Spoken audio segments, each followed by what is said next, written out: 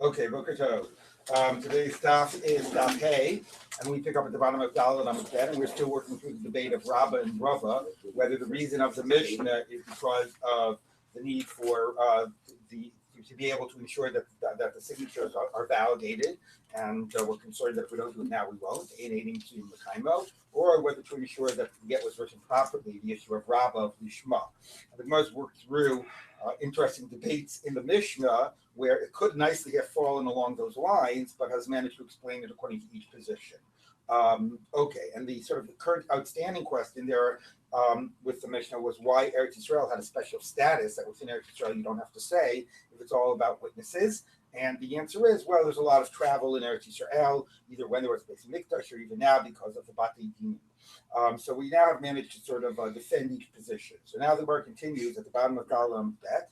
Tnan, it's 10 lines from the bottom. Line starts with the word Shlichi. Okay, so Tnan, we're talking Mishnah. Moving our way through the Mishnah. Even from one hegemony to another, which basically from one government, from a city that is divided, as we'll see in a minute, between two governments. I'm Rabbi Yitzchak, and Rabbi Yitzchak explained this. There's a city in Israel, and the same with Asasio, or town. And they had two separate governments that were, at odds with one another. And therefore you weren't able to travel. The point of Bakpidim is you weren't able to travel from one side of the city to the other, East and West Berlin. Therefore, that was the chiddush that even within one city, if it's going from one political entity from one city to the next, from half of the city to the other half of the city, you have to say. Now, the key about this is that it's because of presumably the impossibility of travel, and that he says it was in Eretz Yisrael. So if Eretz Yisrael, it's not only Shema concern. So this clearly shows that at least for Rabbi Shimon Gamliel, it's an issue about witnesses and the ability to travel from one place to the next. So the Gemara says, that's good for Rava, it's difficult for Rabba. It says, Rabbi easily to Rabba. So after all of that, we come to the conclusion, all right, fine, Rabba concedes Rava's point. So the one who says Lishma also concedes that there's a problem of aiding between L'kaima. Now, why didn't just say that that's Rabbi Shimon Leo's position, and maybe everybody else doesn't agree with it? I don't know. But the Gemara here is saying that there's a position that holds both, that Rabba is really Rabba plus Rabba, which actually is a nice, elegant position.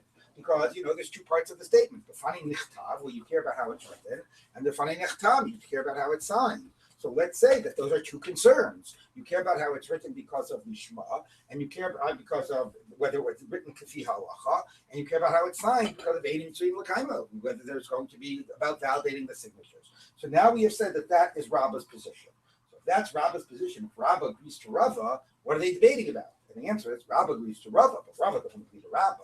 So the Gemara says, Elamai b'nayu. So now what's left to be between them?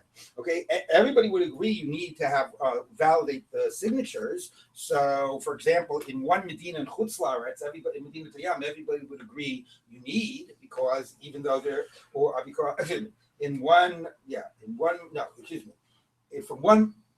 let's see what the Gemara said. I'm confusing myself. Okay, anyway, everybody agrees that the signatures is an issue. So what would be a case where they would debate whether there would be a concern about the Lishma, right? Because if now everybody agrees the issue is validation of signatures, then the only nafkamina would be a case where you don't have to worry to validate the signatures, but you still have to worry about Lishma.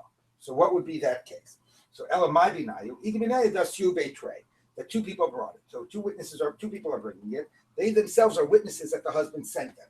So there's no need to validate the signatures in that case, okay? But if they're coming from Chutz La'aretz, even if you'd have no questions that the husband wrote the get and the get is valid, you still have to worry about was it done with the halacha.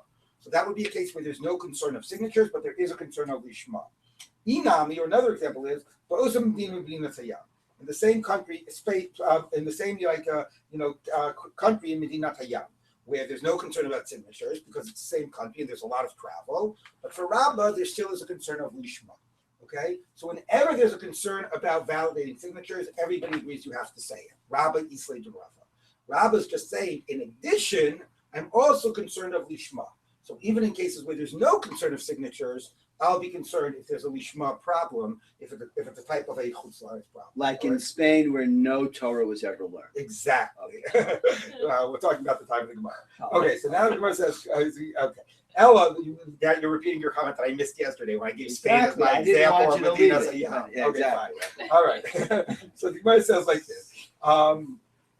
Okay, so that's now what they're debating. And as I said, the nice thing about saying that you hold of both is that it explains both nichtav and nechtav. It's now, I'm talking to the Mishnah. Maybe get Medina say Abelu Yocholoma. Now we're still going to see if we can figure this one thing out. Maybe get Medina say Abelu Yocholoma b'fani nechtav b'fani nechtav. So this is a Mishnah later up. Somebody comes from Medina to Yam, and he's not able to say it was signed and sealed in front of me. Now, if you tell me he's not able to say it, what's your gut guess about why he's not able to say it? Why can't he say it was signed and sealed in front of me? Signed and written and signed. I'm sorry, written and signed in front of me? Because it wasn't. Because it wasn't, right? He wasn't there. Okay, but somehow the Gemara understands. Somehow the Gemara understands that Eino Yachol means some way he is like physically unable. So it's an interesting interpretation of the Gemara. Let's take a look. He's unable to say that. So the Mishnah concludes by saying, no problem. Even if you're not able to say it, just get witnesses to validate the signatures. Now that Mishnah is pretty darn clear that the whole real concern is validating the signatures. You're not able to say this special, a statement. Okay, validate the signatures and you're fine. Yeah, okay. Which sounds like the whole point of this is validating the signatures. So the Gemara says, now before we get to that, we have to understand what Eino Yachol means. And we asked about this. My Eino Yachol, what does it mean he's unable to say? Top of Hamad Aleph, if we're talking about a deaf mute, in the first place I would have gone, right? Go first, yeah. Okay, so then, can you make a deaf mute a person to bring a get? Anybody can bring a get, except for a deaf mute, a minor, and somebody who is we'll just say that as like not of right mind. So that is, and that's because they can't be a shaliach. One of the important things we're going to be dealing with Gittin is laws of shlichus. Okay, so if somebody is not considered to be an adult of right mind, they're not able to bring the get. And this was Mar's assumption as well about a cheresh. It wasn't the bardas. That's a separate conversation. How that changed in the modern era because once in terms of schools for the deaf and the whole thing. Anyway, but that's Gemara's assumption. So if that's the case, how can he be bringing a get? So the Gemara says, "Amar of Yosef, so Rav Yosef explains what are we talking about here? He gave it to her while he was totally fine. Well, he speak Lomar, and before he could get the words out of his mouth, after he had delivered the get, all of a sudden something happened and he was he had a stroke. He had a stroke on the spot.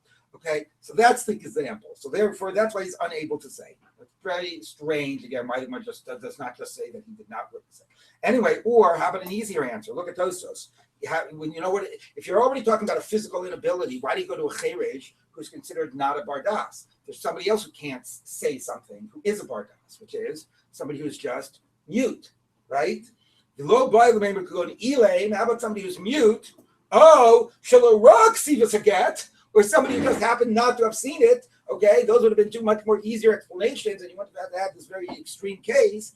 Dim Kane, Vilo Amar. It should have just said, and he didn't say. Okay, unable to say seems like we're emphasizing something about his complete, somehow a halachic inability. I don't know. Both of those would have seemed to have been much easier explanations.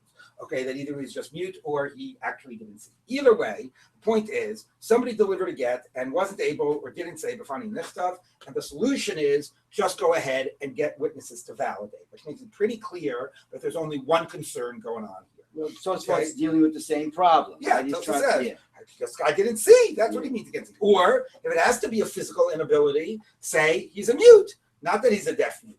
All right. So anyway, we don't know why the Gemara didn't go that way. Doesn't matter for us right now. What matters for us is the guy didn't say it, and the solution is just go ahead and get witnesses. So the Gemara says, okay, fine.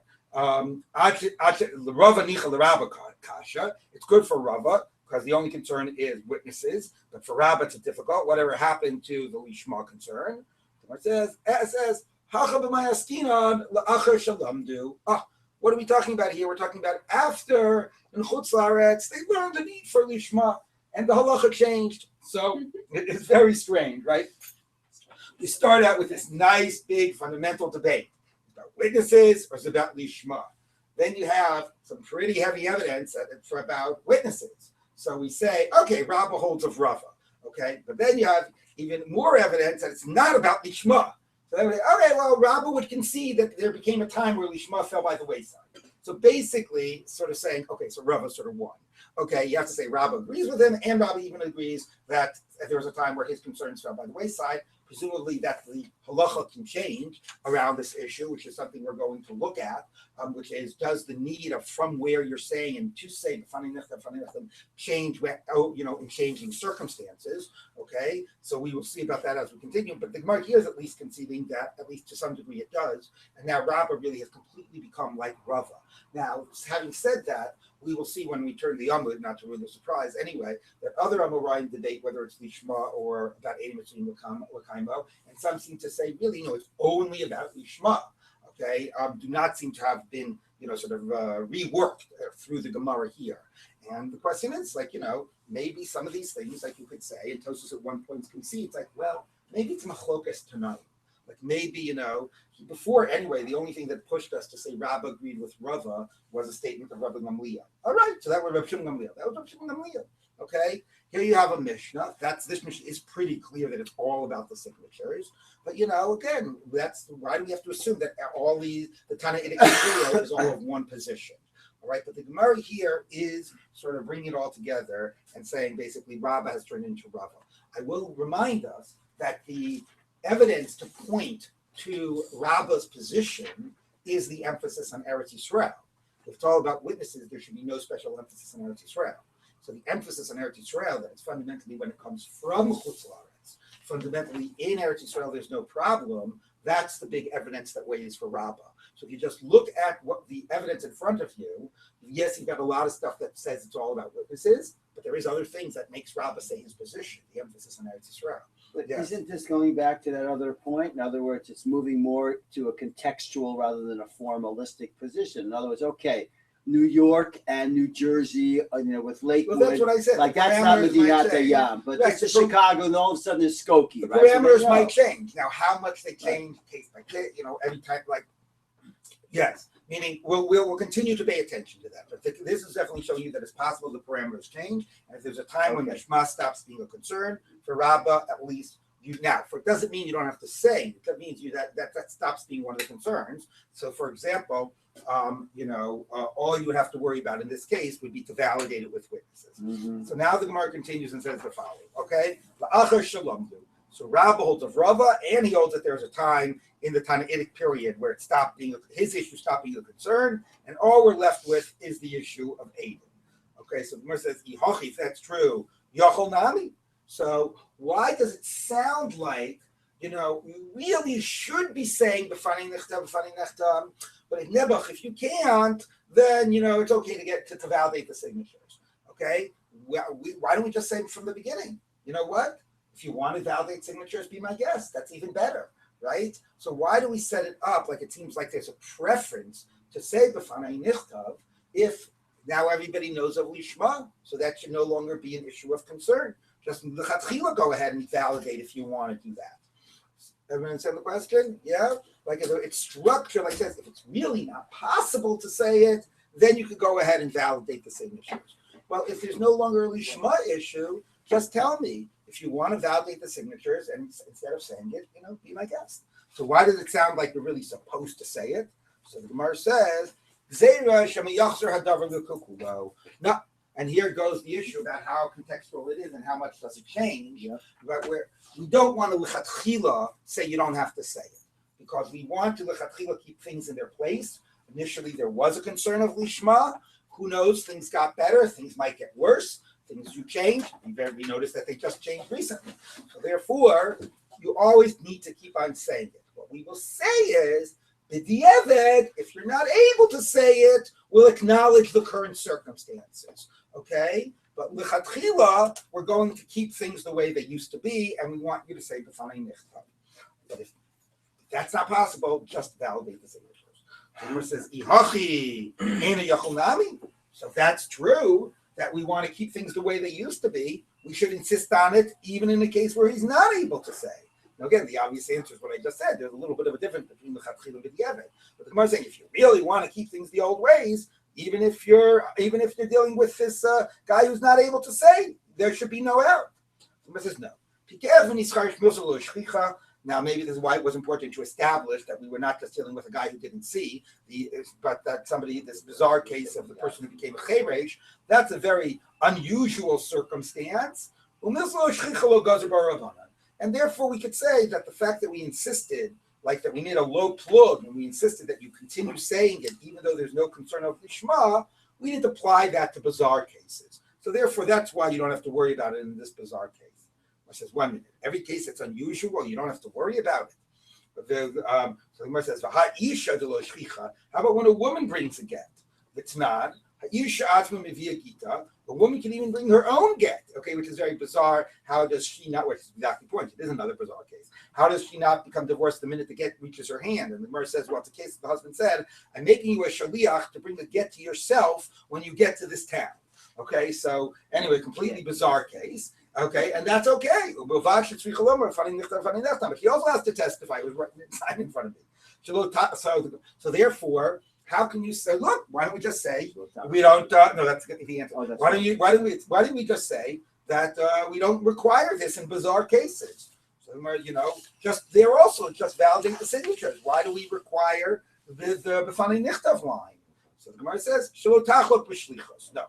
Going back to essentially what its old answer was. Low plug. We don't want to make distinctions. We want to insist that everybody says it. Okay, but now we're sort of like going in a circle. So then if that's true, back to the old question, which is, how about the guy that became a deaf mute? Why don't you say, buddy, you got to say it? So the bottom line, the answer is that we basically make a low plug. We keep things the way they are. We say it doesn't matter if it's usual or standard case or an unusual case.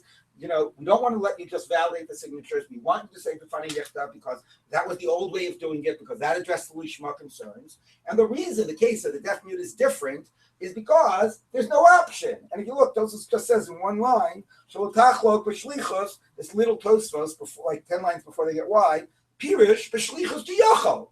When you're able to do it, we're going to insist that you do it. Okay, whether it's a normal case or not normal case. When you're not able to do it, we'll accept the new realities, and we'll say, okay, you're not able to do it. We'll accept that really nowadays is not a lishma concern. Just validate the signatures, and you'll be fine.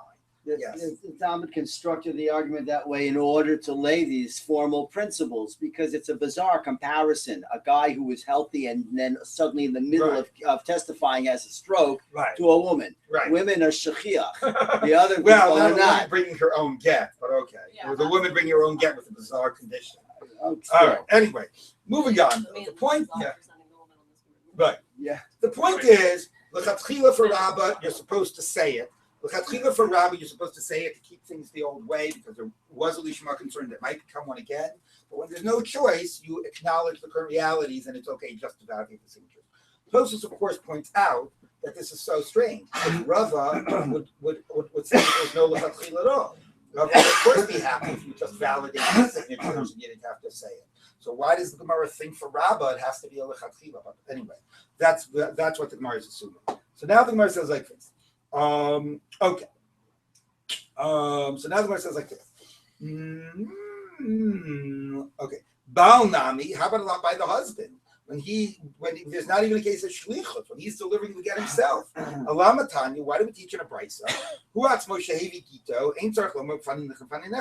If he's bringing his own get from Medina to Yam, he doesn't have to say it.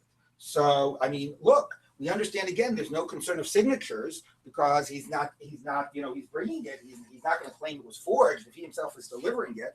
But maybe he could still claim that, I didn't realize you were supposed to write it lishma. So as long as he's bringing it from Medina Sayyam, why, according to Rabbah, should we not insist that he continue to say b'fanei nichtav?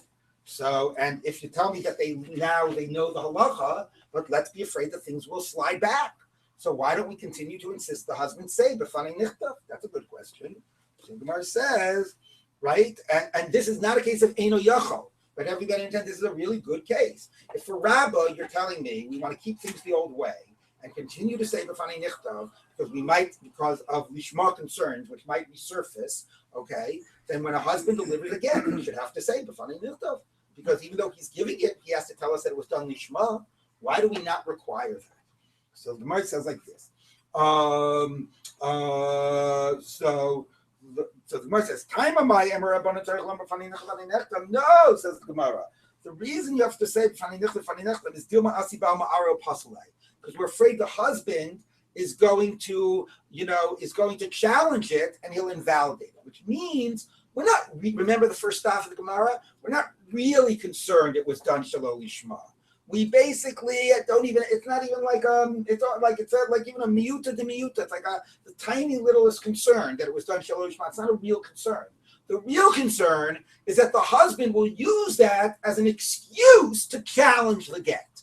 But there's no genuine concern at Shalom Lishma. The real concern is the problems the husband is going to make. So if that's true, so Minkat Naki Levi Yadev Yurei Kamara, he's bringing it in his own hands and he's now going to challenge it.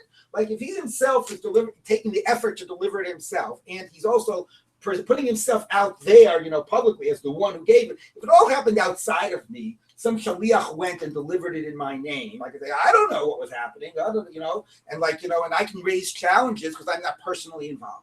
If I'm personally involved, the likelihood that I'm going to say, yes, I delivered this get to my wife, but it was done shalom lishma, right? It is possible, okay? But nevertheless, it's a very tiny concern, and therefore we're not worried about it. So the important thing about this is that it reminds us that the concern of shalom lishma was never a real concern. It was only a concern that would be a basis for a husband to challenge the get, that it was a problem that the husband would change his mind or just want to make life difficult for his wife. Okay, and therefore, when the husband is delivering it, it's not a concern. So for Rabba, you still have to say b'fanei nichtav, even though they now know the halacha, because we don't want to keep things the way they were. Things might go back, but the husband doesn't have to say it. And why doesn't he? How about lishma concerns? So the lishma concerns are really not concerns about lishma. They're really concerns about the husband. So when the husband is delivering it, he doesn't have to say it. Yes. Could you say something more about the requirement of lishma with the writing of a get? That's going to be a whole paragraph about that. We're not going to. Right now, I'm going to say no. So I'll take that to mean no. Right. Okay. Now, Tashma, come in here. Shmuel asked him Rav Huna. Shnaim sheviu get mimtina sayam. Two people bring. Remember, that was one of our nafkaminas. Two people bring. They don't. There's not a problem of validating signatures because they're basically testifying that the husband wrote it. Sent them. So there's not a concern that it was forged. But we assumed, according to Rabbi, you would still have to be concerned of lishma. So two people brought a get mimtina sayam. Shrichim sheyama b'fneinu okay. Do they have to say it or not? Amar lady said to him, ain't shrichim. They don't have to. Now, this isn't the Tana, this is an Amora, but okay. If they had said that she was divorced in front of us, they'd be believed. So they're certainly believed to say that the husband, sent us to deliver this get, and he wrote the get. So again, it eliminates any concern of Eidos, but it doesn't eliminate any concern of Lishma. So the Gemara says, L'Rava nicha l'Rabba kasha, good for Rava, not good for Rabba. Do back to that. Okay, so now they know the laws of Lishma, so now it's no longer an issue. The Gemara says, if that's true, chadnami. So even when one person delivers a get, don't have him say b'fanei nichtav, just get it validated. We're afraid things will slide back. Does it sound familiar? If we're afraid things will slide back and we continue to insist on it, they train on me. How about two? So let them have to still say it. No, they train the ma'asu gittin. No, two people bringing a get is unusual, and the rabbis didn't insist on it in unusual cases. I says 1 minute. So how about a woman bringing her own get? So a woman has to say it. That's unusual. No, we want to make one rule. Okay, you want to make one rule. We're back to the old question. When two people bring the get, let them have to say b'fneinu nechtav. So Tosfos again says, it's funny that Rashi isn't saying this. Okay, anyway, now Tosfos 4 lines down in the wide lines. Pirush b'shlichus dechad. When it's one person bringing a get, that's we're going to say you have to say it. Okay? Because they trade two people bringing the get is a fundamentally different type of a thing. It is true they're shlichim, they are delivering the get, but when two people bring it, it also has a different feel to it. It's like about edus, and it's not just about agency. So therefore, what the Gemara is going back and saying is, okay, this is the case again. We're not concerned of lishma, but we're going to say in a normal case of shlichus, we're going to keep on being concerned about it because we're afraid things will slide back. But in the case of two people, which is fundamentally different than a normal shlichus, not just experientially different, but like it's edus and not just shlichus, that's a case where we'll allow you just to accept the validation and not to need the funding that stuff. You got a question, Ari? Didn't you determine earlier that this requirement is derabanan already? Yeah. So how can Tosfot say that we're gazrin and chad delush? Mean Xer Ligzera? Yeah. Yeah, we make Xer Ligzeras all the time. I know. Okay, yes. Anyway, derabanan isn't the same as a Xera, because if it's a concern about the husband and social problems, we could still try to protect that. Anyway, it's a form also of a low plug, not a Xer Ligzera. Yes. I think I've lost. How are we not concerned if it's just one person bringing it? He can't say that it was signed or written in front of him. Right. Why aren't we concerned it's forged? No. And It says you don't. As long as you get it validated, you don't have to worry. Yeah. Exactly, and that's why when two people bring it, that's an implicit validation. Okay. Yeah. Yeah. Lishma means we're concerned about whether they know the rules of doing it correctly. Well, you could see that as just representative of the rules in general. Tosus raised that question. Or is it very specifically, there's a concern of knowing this halacha that you have to have the husband and the wife in mind when you're writing the get. So how does that relate to the phrase written before me? That's what I'm trying to understand. That's supposed to be connected right, to so that was, Lishma. we discussed it on the first daf. Rashi says either when you say it was written in front of me, we inquire and find out more details to determine it was Lishma, or when he's saying that, if he knows he has to say that, then it means that he understands what this is all about, so we read that as an implicit testimony to it was written in front of me like the right way. But yeah, Okay, that was like, yeah. Okay, so now the Gemara says like this. Okay, so the Gemara says, this is all still a repeat. So the Gemara says, if that's true, they're going to say a low plug and always require it. So Bal Nami, the husband also should have to say it, a lot, especially if there used to be these lishma concerns. Allah Matanya, why do we teach in a bright? Doesn't have to say it. So the Gemara says, you know why? Because the reason the rabbi said you have to say it is not really a real Lishma concern. It's really a husband concern. The concern is he'll use it as an excuse to challenge the get. Here he is bringing his own hands. You think he's not going to challenge it? So therefore, that's why when the husband brings it, we don't have to worry about Lishma, and we certainly, because it's not going to be challenged, we certainly don't have to worry about forgery because he's delivering it. Okay. Rabbi Linzer, Tashma, yes. Right, you said something very quickly a minute ago about agency or like adut. Right? Yes. So really, every case where there's one person bringing, it's really more Torat Slichut than it is Torat Edut. Yes, Even if the Gemara uses the language of Eid Echad, as it were. Where did it use the language of Eid? Exactly. It doesn't, right? It's always Hamevi. Even when two people bring it, they have to also be shlichim, because if you're not a shaliach, you're not empowered to deliver the get. Right. It's just that they're also aided. Right. Oh, right. Okay. So good. So the Gemara says like this: Tashma, maybe get me dinas yam the nasnula. You brought her from dinas yam and you gave it to her. You didn't say it was written and signed in front of me. So this is much easier than the Eino Yacha, which became a bizarre case. It's after the fact. You gave it to her and you forgot to say it. You know what? Still okay. Just go ahead and validate the signatures. So once again, a clear statement that the real concern is validating the signatures. Okay? But if you didn't get the signatures validated, we won't accept the get. Okay? So from here you see, we weren't trying to be strict on her to make it like, oh my God, you didn't say it, that's it, you can never use the get. No, we're trying to go easy on her, to give her an alternative to getting validated signatures. But if it was given and you didn't say it, there's still a way to deal with it. Just go validate the signatures. Okay. Once again, that's the statement. Once again, Rava Nichel Rabba Kasha, it's great for Rava. It's all about the signatures. What about Rabba? whatever happened to the need of lishma. Once again, no, lishma is no longer a concern, and we're okay just to validate. But you said that we still keep things in place. We still need the testimony of lishma because we're afraid that things might get back to the old ways. So the Gemara says, all right, Kishani says it would be a case that you already got married. Basically, it's like b'diavad. So therefore, you're right. We should insist on the testimony. We shouldn't say validating the signature suffices. We should insist on testimony of lishma. In a case where the guy was a cheresh, there was no option.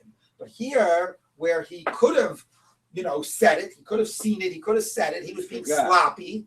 So if you say, okay, we're not just going to go ahead and so trivially, like we have to be serious about this requirement. Buddy, I'm sorry, you're sloppy. It's no good. We need testimony about lishma, okay? Even though now it's no longer an active problem, it used to be a problem. So how are we going to let it be okay b'diavad? So the Gemara's answer is, it doesn't seem a simple b'diavad would be enough, but we're talking about a major b'diavad. She already got married. She Remarried. Remarried. A different person. Yes. So if you already married a different person, okay, in this type of a case, right, we're going to go back to that. Well, now we'll concede that at least, like right now, lishma isn't an issue. So, okay, if she's already got married, we're going to drop our lishma insistence because that's really not an issue these days, and we're only going to focus on the need of witnesses. Okay, yeah. It's somehow I can't figure out in the lishma issue. The osi bal ma'arer seems to be part of the lishma. It's not just they knew they had to write it for this man, for this woman, but the Baal wasn't going to come later and create a. No, the point is that what the Gemara said before is that the concern about that they did it according to the halachic requirement is really not a major concern. We are pretty darn confident that they did it correctly, even from the not just lachar shalom, always that was the case. But we're concerned that the husband will use this as an excuse to challenge the get, as a pretext. That's what we're concerned about. So what? Then the whole thing with lachazor lahakil. What is that? Lachar shalom do? Yeah. So presumably lachar shalom do means after everybody knows it in chutz la'aretz, it won't even be a pretext. Right now, there are some people in chutz la'aretz that get it wrong. So now it could be used as. But how does that affect the Baal? The husband is going to come and say this get was done incorrectly. So we're going to say to him, what are you talking about? They know what they're doing in chutz la'aretz. It came from a base. If you authorize the get, it was right. Now, if there are still some places in chutz la'aretz that there are a few batei dinim out there that don't know what they're doing, then you'll be able to make a legitimate challenge. But if it's a place that everybody now knows what they're doing, then you're just lost. Knowing what you're doing is the man is doing the due diligence to make sure that the Baal is doing it. Is committed to it. If he changes his mind and it's a good it's get, not just then the writing and the wording, the signing. No. It's making sure that the Baal is committed to that this is process. True that the Gemara sort of said that the shaliach is not going to want to have his statement challenged, so he's going to be pretty sure the Baal is committed. Right, we said that earlier. Right, but that's not the basic point. The basic point is that if we know that it's written by the Baal because the signatures are validated, the shaliach is testifying to that. And either we know it was lishma because the shaliach testified to it, or because there's no real concern of lishma, then the husband has no basis, doesn't even have a pretext for challenging it. But at a time, if the shaliach didn't testify lishma, and there were genuine places out there that didn't know, the husband has a pretext, and that's the problem. We have to close off that pretext. Okay, all right. So now the question is that. If we're going to say that even al lachar shalom do, we're going to insist on it because of keeping things the way they were, the Gemara says we're not going to just b'diavad, move on. But so how is it that we allow things to be validated and not continue to insist on it? So the Gemara says, okay, it's a real b'diavad, la'achar shenises. Then we'll accept the fact that we don't really need lishma anymore. I mean, the lishma testimony. The Gemara says, if after she got married, we're only trying to go easy on her, right? That statement makes a lot of sense. If it says, if you want to validate it, fine. We're only trying to make it easier. But we're not just trying to validate it. We actually need other testimony of lishma, and we're not going to let you get married without that. So the Gemara says, Mishum denisasu. The reason we're allowing it is because it's b'diavad and she got married, not because we really are okay with witnesses. So the Gemara says no. This is what it means. If you want to say even now that she's married, we should be not okay with it and be strict and demand she gets divorced. No. At the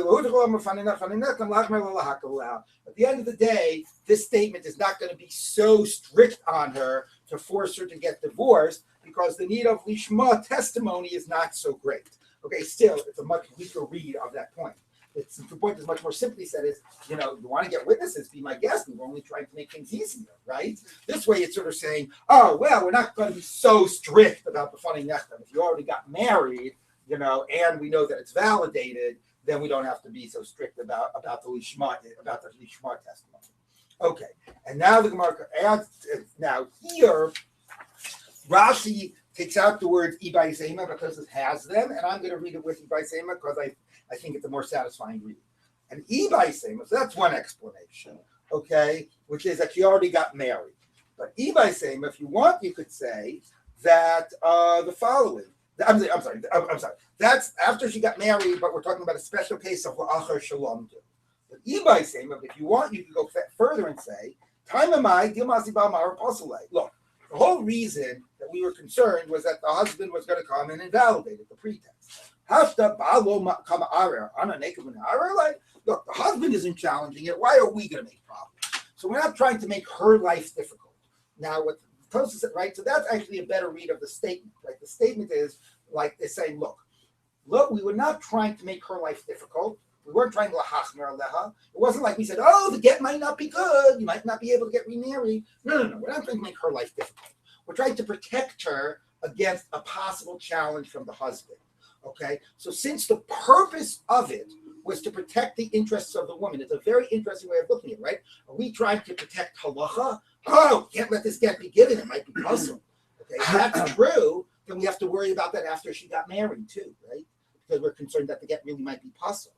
But if what we're saying is, no, we're not concerned the get is puzzled. We're just concerned about the husband's challenge. So this is really about protecting her interests. So if we're here to protect her interests, and now she's remarried, then the best way to protect her interests is to leave this alone. It's to validate the get, right? So that's a very powerful statement, right? Yeah. That this even the whole lishma issue is just because of the husband and protecting her interests. So we are not going to insist on this once she got remarried. And Tosfos says, according to that answer, that would be even before shalom do, right? Even when lishma was a real concern, but at the end of the day, it was not a real concern that would have made us chazal, like for its own sake, like demand it. It's only enough of a concern because of concern of protecting the woman, the woman's interests. Okay, so even when it really is an issue, we're not going to insist on it once she's married because then it's more in her interest to leave it alone, assuming that it's been validated, assuming that it's right. That's all the case. If the shaliach did not say it, then as long as he validates it, it's okay. It gets validated. It's okay. About the signatures. The signatures. If the signatures weren't validated, then yes, and that would be something to be And more there's a concern that it might be an invalid signature. Exactly. But we validated it. The lishma concern is protecting her interests, and therefore better here to just leave it alone. Okay, so now the Gemara says like this. Right, but if the husband brought it and he did not say anything, He doesn't have to say anything. Right. Because we're not concerned. and there's no validation of the signature. Doesn't have to be validated. He gave Exactly. It. Right. He So gave that's what it it. says Exactly. before. Okay. So now the Gemara says this debate of Rabba and Rava is beplukta to Rabbi Yochanan, Rabbi Yoshua ben Levi. It's the debate of Rabbi Yochanan, Rabbi Yoshua ben Levi. Chada malafi shein mishma, v'chada malafi shein mishim l'kaimo. One says one says the other. She's dying. Let's conclude. Rabbi Yoshua ben Levi he was the one who said lishma. How do we know this? Rabbi Shimon bar Abba, I see Gittin l'kamed Rabbi Yoshua ben Levi. Rabbi Shimon bar Abba brought a get in the presence of Rabbi Yoshua ben Levi. He was like on the basin. Rabbi Yoshua ben Levi, Amalei or whatever. He was the head of town, and he said the rabbi of town. Amalei, he said to him, "Do I have to say? Do I have to say it or not? I mean, I know there's this mission, but are we still doing this thing?" So Amalei, so he said to him, "Lo tzrichas." No, you don't have to say it. Lo amru ela b'doros harishonim. They only said it in the early generations. Shein b'kim lishma, that people were not so careful about lishma. Aval b'doros achronim, in these later generations, the b'kim lishma that everybody knows. Here's how they got the phrase lachar shalom do. Right? In these later generations that people know the law of lishma, lo, you don't have to say it. Okay? So that's the lachar shalom do, and the whole tzera goes away. So the Gemara says, Tistayim, good. That was a good proof that Rabbi Yoshua ben Levi is about lishma. But now we've got a little bit of a problem, which is Whatever happened to validating the signatures? Okay, this really sounds like the one who says Lishma only is concerned of Lishma and is not concerned with anything else. And once Lishma goes away, the whole thing goes away. So that's what bothers the Gemara. Bro, 1 minute. Does this make sense? That Rabbi, you say the Rava. We said that Rabbi agreed to Rava, and that presumably that means that we said that you can't hold a Lishma only position. Because of the evidence we brought earlier, nobody can hold a Lishma only position. And here it sounds like he's holding a Lishma only position. And also, this goes against the other thing we said earlier, which was that even after they, the things changed, we still keep the Gzeira in place. So the obvious answer is, okay, it does go against everything you said earlier.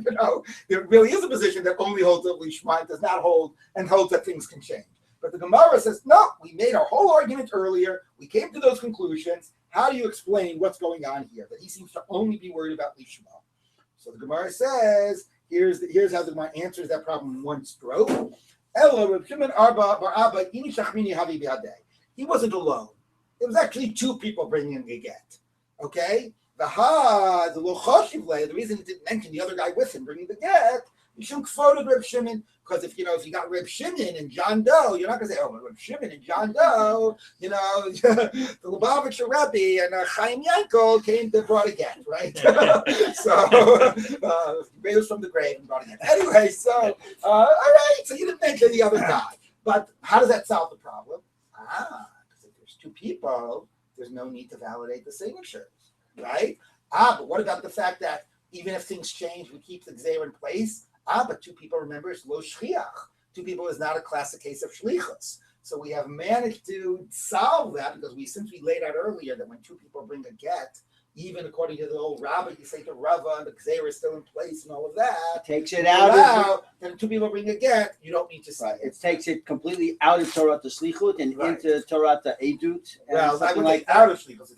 But whatever, you don't have that old, that paradigm doesn't apply. Exactly. So you're able to say you don't need to validate signatures, and you're not concerned of Shema Yachzer Davalikukulo because it's an unusual case. Fine. Itma. Now we finally switch gears a little bit. Okay. Bifnei Kama Nosnala. All right. So we figured out all the reasons. The Shaliach has come. He's got his get in hand. In front of how many people does he deliver this get? Because he's testifying. He has to testify in front of somebody. So at least two witnesses, we would assume. So in front of how many people does he give it? So Rabbi Yochanan and Rabbi Chanina, the debate of Rabbi Yochanan and Rabbi Chanina. Chad Amar b'fnei shnayim, v'chad Amar b'fnei shlosha. In front of one says two and one says three. Tishtayim Rabbi Yochanan who dam b'fnei shnayim. Let's assume that Rabbi Yochanan says two. How do you know this? The Rabbi Bar Rav Chisda, I see get l'cham Rabbi Yochanan. Rabbi Bar Chisda brought again in front of Rabbi Yochanan. Ramalei and Rabbi Yochanan said to him, "Still havli b'apei trei." Go give it to her. Go give it to her in the presence of two witnesses. The emalu and say to the witnesses, but not notice here the lehu to the witnesses. The funny nichtav, funny nechtam. It was written and signed in front of me. So very clear that Rabbi Yochanan holds two witnesses. He said, go give it in front of two. Tistayin, that's a good proof. Okay, now what's that? What's the debate of 2 and 3 about? Let's say this is the debate. If it's about 2, then it's about testifying, then it was only shma, and you only need to testify in front of witnesses. But if it's about validating the witnesses, how many people where do you think you need to do the validation of witnesses? In front of a court, right? Okay, but but if you say 3, it's about validating the signatures, and that needs to be done in a court. That makes sense. Someone says 1 minute. Does that really make any sense? We just proved above in the debate of Rabbi Yochanan and Rabbi Yoshua ben Levi that Rabbi Yoshua ben Levi is the one who said the lishma, which shows that Rabbi Yochanan is the one who says Eidim Tzuyim L'Kaimo. Okay, Rabbi Yochanan Amar Lefi Shein Eidim Tzuyim L'Kaimo. That shows that Rabbi Yochanan holds it's about validating signatures. It should be 3. Okay, so if it's about validating signatures, he should demand 3. So how could he say 2 is enough? And not only that, Rabbi, you say the Rava. We just got through proving, which we're not going to give up, that everybody agrees it's about signatures. So if everybody agrees you got to validate the signatures, how can anybody say 2? Less than 3? Right, 2 is enough. So the bar says, okay, Eloi, fine. Fine, you need to validate the signatures. the question is, and here does get the different issues of the labels of shliach, aid, and dayan. Okay, you're the shaliach. You're giving the get. Can you, at the same time you're giving the get, be part of the beis din that is accepting your testimony of validating the signatures? Okay. Now, on the one hand, what we already have is you switch hats from being a shaliach to being a witness, right? I'm delivering the get, and I'm testifying about the validity of the signatures. That's shaliach nasa'eh. I'm already becoming a witness. So the question is, well, the same way you were allowed to switch hats once, maybe you could switch hats twice. So if you became a witness, now you'll move from being a witness to being on the beis din to accept your own testimony.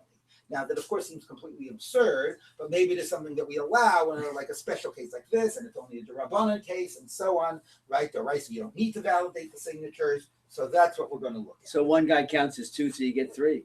Exactly.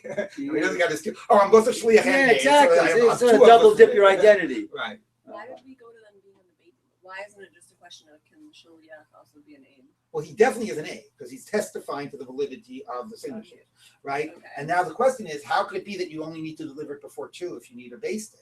And the answer is, well, look, the same way we let him switch hats and be an aid, let's let him switch hats again and be on the beis din for his own testimony.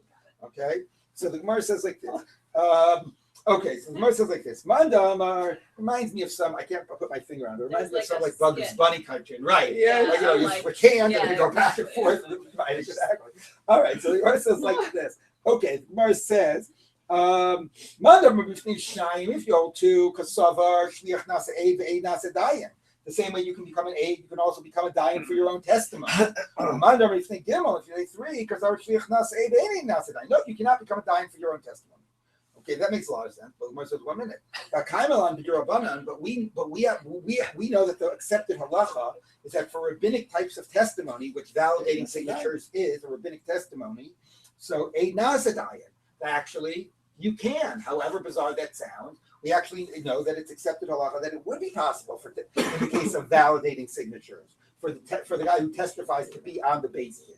So Ella, so everybody should say 2. Elahacha b'hakamifki. Here's the debate. Tomar savar kivin to isha ksher lahavias a get, a woman, not necessarily the wife. Any woman can bring a get. So you don't want to always establish a principle that you only need 2, witnesses present, because then people will forget that you really need 3, right? If you get into the practice that the shliach always delivers it before 2, people are going to forget that it's really about 3, and the shliach is counting as 1, and that's going to lead to a case where, right, a woman will bring a get and she can't be a dayan. That kind of, so where is it? The thing with the and they'll rely on her, okay, and therefore it won't, and she can't be a dayan. So that'll be a problem. So that's why we want to always insist on 3. The idach, the other one will say, Isha made the yadia, below samchila. No, they'll know that that's different, and they won't rely on her to be counted as a dayan. Okay, so that's the debate. Rivka's feeling so bad. I know. Rivka Zichron HaLabracha would say, don't worry, the woman would never forget that she can't be a man. She won't forget. Yeah, although the Gemara saying they won't forget. But yeah, exactly. Right. Oh. Yeah, times like these that we really miss. Just in case you thought. Yeah, okay, fine. Women can't be a dayan. Moving on. Okay.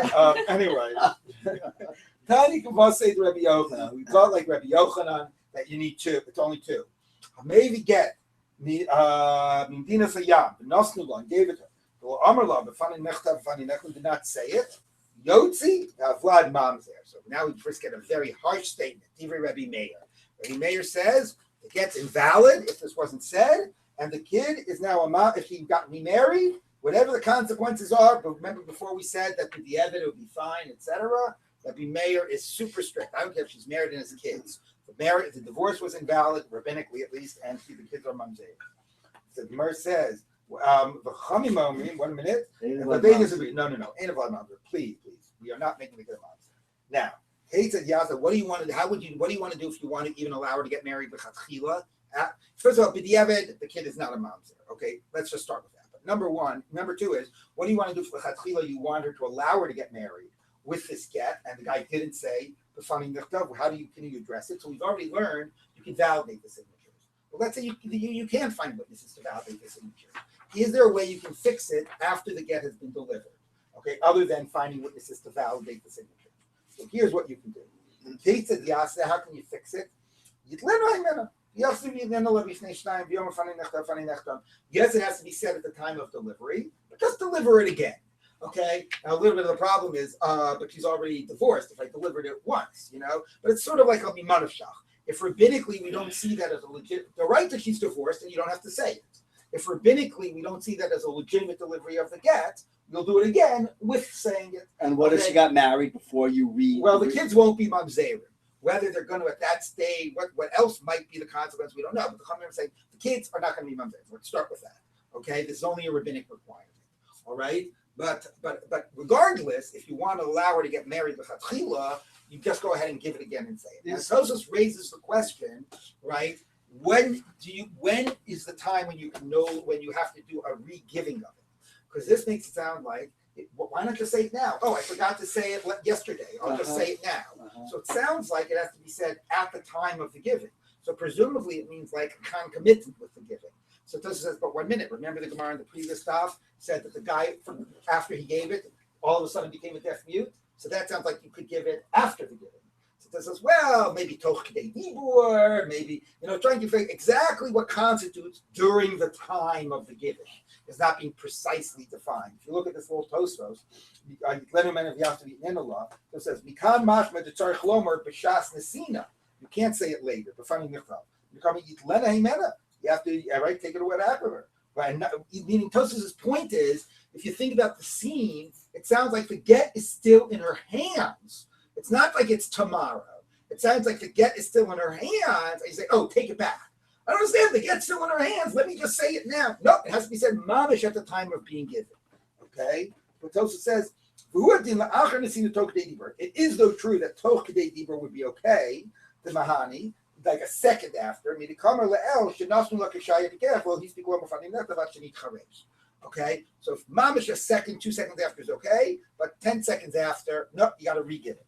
Okay, I don't understand how Rabbi after dibur, misafka l'ri, the re is uncertain. Imahani holds mansh as sukin ba'oso inyan olav.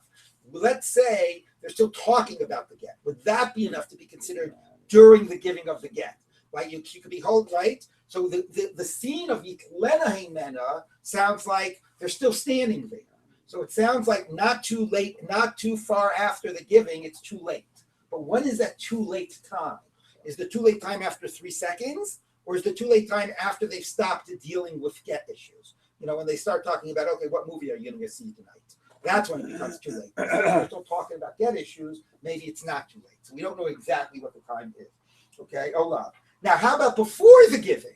Right, there's 3 times: during, after, and before. How can you say it before you actually give? And if so, how much before?